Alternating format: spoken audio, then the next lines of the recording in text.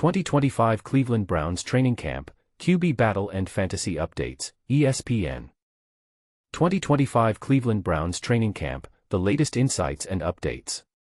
As the excitement builds around the NFL, training camps are officially underway, and our dedicated team of reporters is on site daily to capture all the thrilling developments. The Cleveland Browns are currently holding their camp in Berea, Ohio, where reporter Daniel Oyefusi is providing us with the most recent insights on standout players, key highlights, position battles, shifts in the depth chart, decisions on cuts, and, of course, the ongoing competition in the quarterback room. What follows is a comprehensive overview of everything we are observing and hearing from the camp. We will continue to provide updates as they come in. How is the competition for the quarterback position shaping up? Who are the breakout players to keep an eye on, particularly for those interested in fantasy football? And which players are on the roster bubble that could potentially secure a spot on the final 53-man roster? Let's dive into all of this, and make sure to check back frequently for more updates leading up to the first full week of the preseason, which kicks off on August 7th. Latest updates from Browns camp. Who will emerge victorious in the four-man quarterback battle? Browns unveil a new alternate helmet design. Wednesday, July 23. Kenny Pickett took the lead by handling all the reps with the first-team offense during the 11-on-11 drills, marking the start of the Browns' four-way quarterback competition on the very first day of training camp.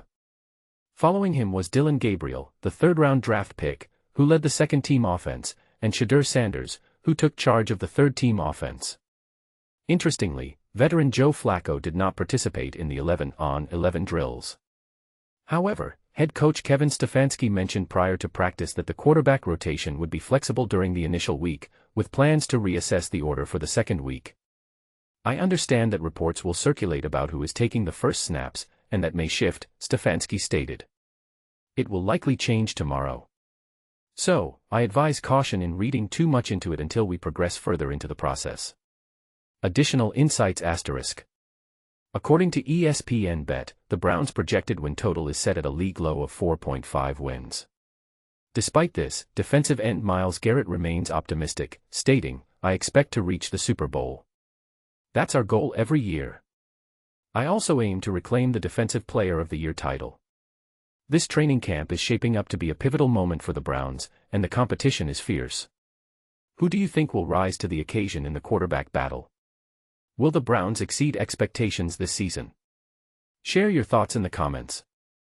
Dillon Gabriel's impressive touchdown connection with Gage Larvadain. Browns Training Camp Day 1. Get ready for some intense football action as we dive into the first day of training camp for the Cleveland Browns.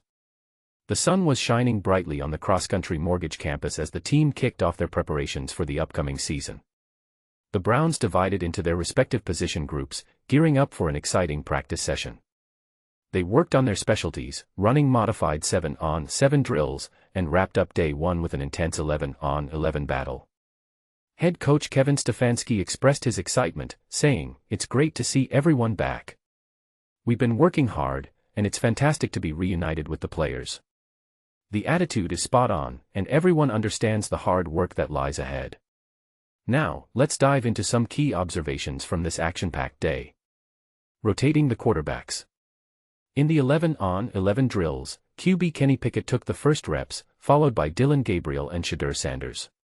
Joe Flacco rotated with Pickett during the modified 7-on-7, ensuring all four quarterbacks got their fair share of practice.